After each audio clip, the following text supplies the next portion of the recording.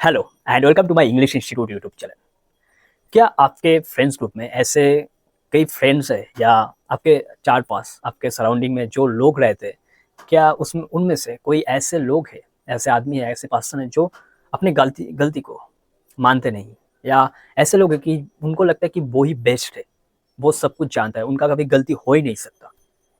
शायद है, हर जगह है, हमारे यहाँ पर भी है, आप जहाँ पर रहते हैं वहाँ पर भी है।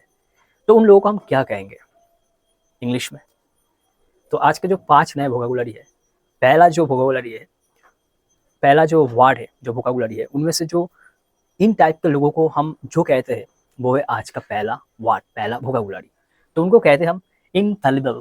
इनफैलिबल, इनफैलिबल, इनका मतलब होता है अचूक या अवंत, जो अपनी गलती को मानते नहीं, जो मानता है कि मैं ही सब कुछ हूँ, मैं इनमें गलती कर ही नहीं सकता। उन लोगों को हम कहते हैं इंग्लिश में infallible. Example, incapable of making mistake or being wrong, incapable of making mistakes और being wrong। उनको वो मान ही नहीं रहा है कि मैं ये गलती किया हूँ, ये वो समझते मैं ही बेस्ट हूँ, मैं इनमें गलती नहीं कर सकता। Example, I am not infallible in the judgment that I make, but that's what I believe. I am not infallible in the judgment that I make, but that's what I believe. मैं इन चीज़ को, in judgement को नहीं मानता कि मैं ये गलती करा हूँ, और ये मेरा बिलीव है। तब हम इन चीज़ों का, इन शब्द का, इन वर्ड का यूज़ करेंगे। Second example, the arrogant professor believed he was infallible on the subject of geology. The arrogant professor believed that he was infallible on the subject of geology. जो लोग एरोगेंट होता है, उनको ये ज़्यादा, इन चीज़ को हम ज़्यादा यूज़ करेंगे। वो प्रोफेसर को ये लगता है कि मैं इन चीज़ में अवंत हूँ, अचूक हूँ, मैं गलती नहीं कर सकता। तो ये कभी हो नहीं सकता, क्योंकि हर लोग, चाहे वो कोई भी हो, किसी भी, कितना भी ज्ञानी क्यों ना हो, वो बेस्ट नहीं हो सकता, क्योंकि वो उन चीज़ों में हमेशा बेस्ट नहीं हो सकता। क्योंकि सचिन तेंदुलकर एक, हम सब जानते हैं कि वो गॉड ऑफ क्रिकेट है। तो इसका ये मतलब नहीं कि वो हर दिन 100 मारेंगे, 50 मारेंगे, कभी कभी वो 0 पर भी आउट हो सकता है, हुआ है। तो ये है लाइफ का एग्जाम्पल कि कोई आदमी हमेशा 100% ठीक नहीं हो सकता। तब हम इनफेलिबल का यूज करेंगे, जो मानते नहीं कि वो गलत है। सेकंड वर्ड है, सेकंड जो वोकैबुलरी है, वो है रीप। रीप, रीप का मतलब होता है काटने वाला, या फसल को एकत्र करने वाला, एकजुट करने वाला। एग्जाम्पल, काट और गैदर, किसी चीज को आप काट रहे हो और किसी चीज को गैदर कर रहे हो। इन चीजों को, इन इन इन रीप को हम कई तरीकों से यूज कर सकते हैं। जैसे, she is now ripping the benefits of hard work. She is now ripping the benefits of hard work.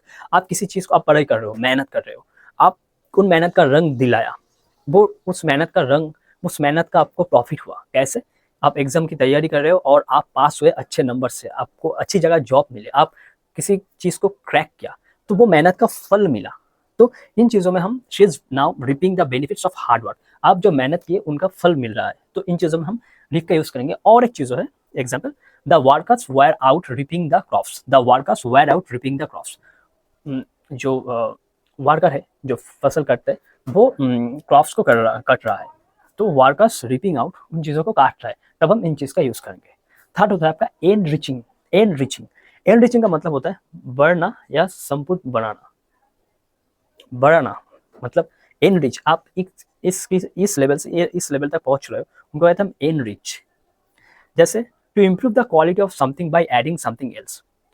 To improve the quality of something by adding something else. आप किसी चीज़ को, आप अच्छी एक जगह कम कर रहे हो, आपको अगर यहाँ से, आपको अगर प्रमोशन मिलना है, तो आपको कड़ी मेहनत, सबसे बेस्ट देना पड़ेगा, सिर्फ करियर में नहीं, आपके किसी भी चीज़ में। तो उन चीज़ को हम कहते हैं enriching. Enriching, example, the experience of travelling was enriching because I learn so much about different cultures. The experience of travelling was enriching because I learn so much about different cultures. मतलब उनके, जो लोग travel करते हैं, उनको बहुत कुछ सीखने को मिलता है कल्चर से, उनके जो उनके भाषा, उनके language, what ever, what other things.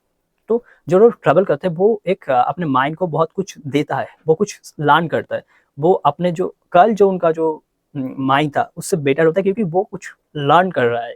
तो जो इस चीज़ हम लर्न करते हैं, सीखते हैं, किसी चीज़ को सीख कर हम आगे बढ़ते हैं, उन चीज़ों को हम कहते हैं एनरिचिंग, एनरिचिंग। और एक example, adding 12 more credit hours of English onto my transcript would enrich my career possibilities. Adding 12 more credit hours of English onto my transcript would enrich my career possibilities. मतलब आप English सीख रहे हो, मतलब आप ये क्लास हो रहा है, आप इंग्लिश सीख रहे हो और आपको अगर इंग्लिश में और एक्स्ट्रा ऑर्डिनरी बनना है, नॉट ऑर्डिनरी, एक्स्ट्रा ऑर्डिनरी बनना है, किसी लेवल को छूना है, तो आपको और ज़्यादा मेहनत और ज़्यादा एक्स्ट्रा आवर्स देने पड़ेंगे। तब हम एनरिच का यूज़ करेंगे। जब हम देंगे तो हम एक लेवल पर पहुंचेंगे, तब हम एनरिच का यूज़ करेंगे। Adding 12 more credit hours of English onto my transcript would enrich my career possibilities. ये हो गया एनरिच का मीनिंग। फोर्थ आता है इम्प्लाई। इम्प्लाई मतलब तात्पर्य या अर्थ निकालना। इम्प्लाई मतलब तात्पर्य या अर्थ निकालना, किसी चीज का अर्थ निकालना। Example, strongly suggest the truth और existence of, strongly suggest the truth of existence of something not expressly stated, something not expressly stated. Example, silence imply consent, under desire to learn. तो इम्प्लाई का हम ये meaning करते हैं। Second होता है आपका, the restaurant advertisement imply that the menu is kid friendly.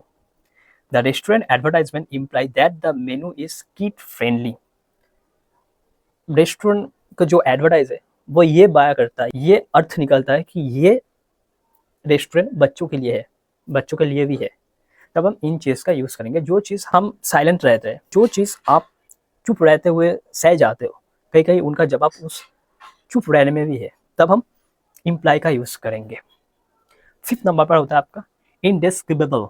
इंडेस्क्रिबेबल, इंडेस्क्रिबेबल का मतलब होता है जो बयान ना हो सके, जो अवर्णनीय है। मतलब किसी चीज़ को आपको अच्छा लगता है, किसी लड़की को या किसी लड़का को, बट आप उसे शेयर नहीं कर रहे हो, आप उसे बयान नहीं कर रहे हो किसी भी कारण। जो चीज़ हमारे अंदर है, हम फील करते हैं बट हम बयान नहीं कर सकते, उन चीज़ों को हम कहते हैं indescribable. Example, the feeling after you win the Olympic gold medal in swimming is probably indescribable. The feeling after you win the Olympic gold medal in swimming is probably indescribable. जो चीज़ आप बयान नहीं कर सकते, आप उस चीज़ को अचीव किए हो, तो वो आप बयान नहीं कर सकते हो। आपके अंदर वो है, कितनी इतनी खुशी आपके अंदर वो है कि जो चीज़ बयान नहीं कर सकते हम, बट हम खुश है या दुखी है, वो भी हो सकता है। जो चीज़ हम बयान नहीं कर सकते उनको हम कहते हैं इनडिस्क्रिबेबल। और एक एग्जांपल देखते हैं, the astronaut who travel to the moon had an indescribable. The astronaut who travel to the moon had an indescribable. तो इन सारे चीज़ों में हम इनडिस्क्रिबेबल का यूज़ कर सकते हैं, करेंगे। तो इनफेलिबल का मतलब होता है अचूक या अबंध। रीप का मतलब होता है काटने वाला, फसल को एकत्र करने वाला। इनको हम कई तरीकों से यूज़ कर सकते हैं। एनरिचिंग का मतलब होता है बढ़ाना, मतलब इस लेवल पर, इस लेवल से इस लेवल तक जाना, उनको हम एनरिचिंग कहते हैं। फिर होता है इम्प्लाई। इम्प्लाई का मतलब होता है अर्थ निकालना। ओके, लास्ट आता है आपका इनडेस्क्रिबेबल, मतलब जो बया हम किया नहीं कर सकते, जो हमारे अंदर होता है, उन चीज़ों में हम इनडेस्क्रिबेबल का यूज़ करेंगे। तो ये था आज का 5 नए वोकैबुलरी। फिर मिलेंगे कल और एक नए वोकैबुलरी के साथ। So thank you so much for watching this video.